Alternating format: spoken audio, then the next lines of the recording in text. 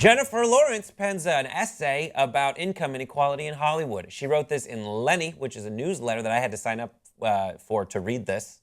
It's Lena Dunham's newsletter. And in it, she says the following. I can safely say my problems aren't exactly relatable. When the Sony hack happened, I found out how much less I was paid than the lucky people with dicks.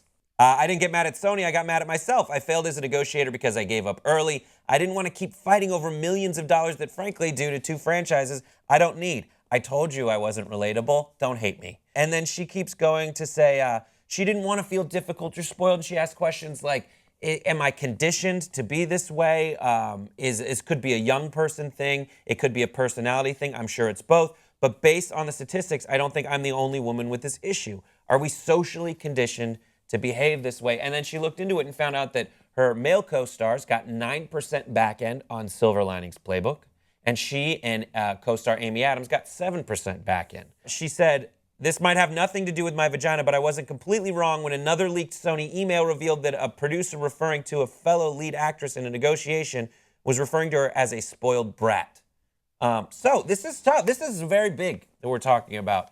Income inequality in Hollywood. And when you hear it, what was the first reaction that you had? It's just everyone's like so obsessed about money. Yeah. So that was my kind of thing. It was like, oh my God, why? Like, why?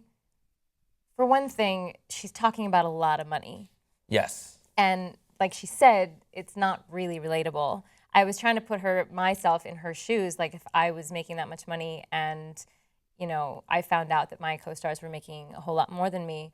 If it was a matter of like a difference of a few thousand or even $1 million and you were already making a couple million, it's right. like, whatever. I say fire your agent. Okay, I was going to say that as well. It's like, she doesn't need to be doing the negotiating. She's very new in this industry as well, and she was kind of skyrocketed into it. Mm-hmm. So, you know, I think she's kind of right where it could be, you know, she's just really young. Really young. Yeah. She's like blaming herself when she doesn't really have to. Yeah, she's being too hard on herself, I think. And maybe she's doing that as like a rhetorical way to point out these issues in Hollywood. I think it's weird that it's like unless it's a very like specific circumstance, if it's like a co-starring, there's a man and a woman, the guy always is listed first. Mm-hmm. I think that's weird. Even if like I look at it and I'm like, she's a bigger star than he is, frequently I'll see like, it'll be this actor and then this actress. It's very weird. Yeah. But like in a normal workplace, it's not Hollywood. I look at it and people have to negotiate their own salaries. That's terrifying.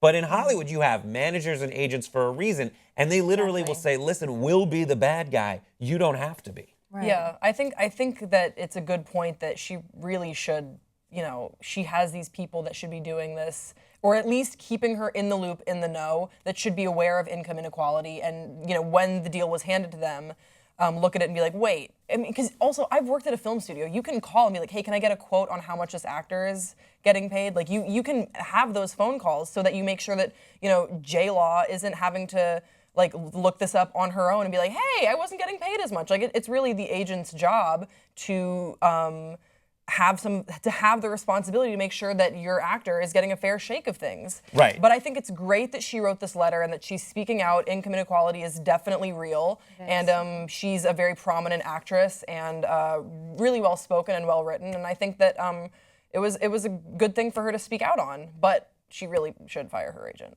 Yeah, I think so. It was reported in Forbes magazine that she raked in between June 2014 and June 2015, $52 million. Same. Which is great, though, but I get it. It's like your career as opposed to if you were like an executive at Yahoo or an executive at like GE, then you know you're going to be in this job for decades and decades.